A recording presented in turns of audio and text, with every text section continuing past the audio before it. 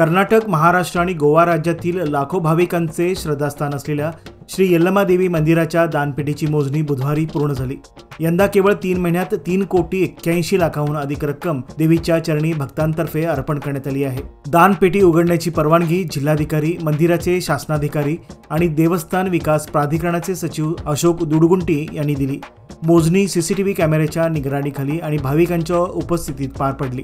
दानपेटीत तब्बल 3,39,40,000 रुपये रोख, 340 ग्रॅम सोनं असून याची अंदाजे किंमत 32.94 लाख आणि 9.79 लाख किमतीची चांदी जमा झाली आहे। यल्लमा मंदिराच्या इतिहासात ही आजवरची सर्वात मोठी देणगी असल्याचे मानले जात आहे।